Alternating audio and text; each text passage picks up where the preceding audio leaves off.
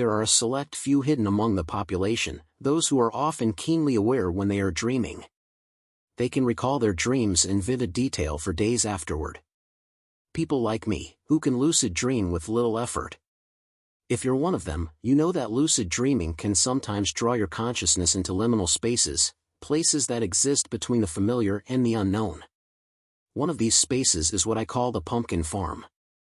You begin on a long, straight road, driving if you have a vehicle license in real life, with a military tan camping backpack in the seat next to you. If you don't have a license, you're riding a bike or scooter, the weight of the backpack pulling on your shoulders. As you travel, the road seems to decay before your eyes, from freshly laid asphalt to sun-faded and cracked, until it's nothing more than loose, gray-white cobblestones. At the end of the road is an abandoned farm town. There's no welcome to, insert town name, sign, its termite-riddled remains likely hidden in the overgrown weeds that line the path. The weeds are the only green in sight, the soil is hard, dusty, and barren, with stunted, dry grass. Above you, the sky is gray and overcast, though not particularly dark. The oldest buildings seem to date back to World War I, but most resemble structures from World War II. What was once rural farmland has been transformed into a chaotic mix of houses and factories, textile mills that once produced soldiers' uniforms, canneries that filled rations, and assembly lines that crafted weapons and military vehicles. It all appears frozen in time, as though the town was abandoned in a rush. Half-finished uniforms still sit in the sewing machines, cans of food wait in line to be sealed and labeled, and partially assembled tanks lie scattered about. Everything is blanketed in thick dust and fallen autumn leaves, the trees they came from now bare and gnarled. The only sound is the ringing in your ears, straining to fill the oppressive silence. There's a slight chill in the air, though not the faintest breeze stirs. At the edge of town, where it meets the hills, you notice an earthen ramp that looks man-made. The slope is steep, about 40 degrees, you'd guess. The dirt path is overgrown with weeds and dead grass, though less densely than elsewhere. One side of the ramp is bordered by a dirt wall, the other by a sharp drop. About 5 feet from the top stands an old chain-link gate topped with barbed wire, secured by a heavy chain and padlock. Squinting, you spot something orange at the top. You begin to climb, cutting through the padlock with ease using a chain cutter you found in the backpack.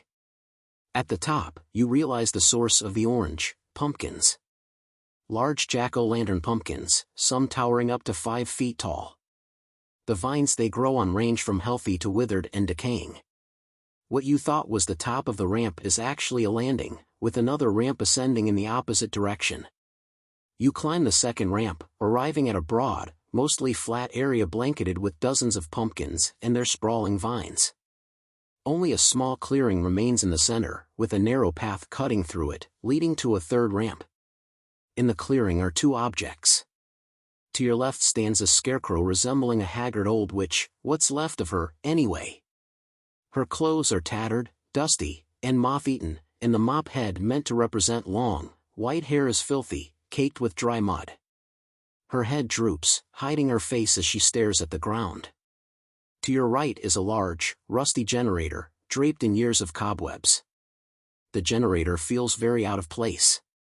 You cross the clearing and climb the third ramp to another landing, where a fourth and final ramp awaits. At the top is the peak of the hill, tangled with more pumpkins and vines. The entire hill is a sprawling pumpkin patch. But why was that generator back there? You glance around the peak, and there, hidden among the pumpkins, you almost missed it, is a manhole cover. But it's not an ordinary sewer manhole, this one is nearly twice as wide. The cover sits slightly ajar. You heave it aside, leaning it against a large pumpkin. The shaft below is too dark to see the bottom. You begin your descent, silently praying the corroded ladder holds your weight. At the bottom of the shaft, you flick on a camping lantern from the backpack, revealing a large reinforced door that's been blown off its hinges. You squeeze past it and enter a maze of concrete hallways. The first rooms are bland offices, their moss-covered floors littered with papers, cracked computer screens dark and lifeless, and phones disconnected and silent. Next, you pass through an empty mess hall, its debris scattered floor hinting at broken metal tables. Then comes a barracks, filled with decaying bunk beds. You come to realize that the pumpkin patch above was nothing more than camouflage, concealing a secret military operation below the surface. Beyond another blasted reinforced door, you stumble into what at first seems like another barracks, but the bunk beds here are smaller, child-sized, and stacked 3 high instead of 2. A second mess hall appears, with child-sized furniture. There's even something resembling a children's gym, the trampolines and foam blocks squishy and rotten. If this is a military facility, why were there children here? Behind the final reinforced door is a series of labs. Many of the rooms are strewn with broken glass, likely remnants of shattered scientific equipment. At the far end are metal observation cells, each with a large acrylic glass window. The cells are rusted, and the glass is so grimy it's difficult to see through. Dark streaks mix with the rust, blood, perhaps? The glass on the very last cell is shattered, as if something broke out. Unease growing, you backtrack to the front of the labs. The papers here are still legible, some are files on various children, while others seem to be test results. As you sift through the papers, a chilling realization dawns on you: this facility was a failed experiment in creating super soldiers. The children had been subjects in a series of unethical experiments aimed at enhancing human abilities. The files detail gruesome procedures, genetic modifications, relentless physical training, and psychological conditioning. The results were mixed at best, with many children suffering extreme side effects. The project's goal was to produce soldiers with enhanced strength, agility, and cognitive abilities. The children were infused with a mysterious compound meant to unlock these powers, but it often resulted in unpredictable, dangerous mutations. One notebook, filled with frantic handwriting, recounts the facility's final days. One of the mutants grew too powerful to control, escaping its observation cell and rampaging through the bunker, slaughtering anyone it could reach with its oversized hands. It tore through the reinforced doors effortlessly, attempting to reach the surface. The townsfolk above were evacuated under the guise of an enemy invasion. The mutant made it to the surface but was eventually neutralized by heavy artillery. No one inside the bunker survived. The project was shut down, the remaining mutants eliminated, and the town was abandoned. This revelation shakes you to your core. And then, a creeping sense of dread settles in. You suddenly feel as though you're being watched, despite the facility being long deserted.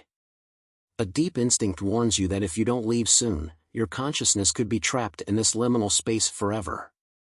Panicked, you race back through the reinforced doors and scramble up the ladder, leaving the manhole open behind you.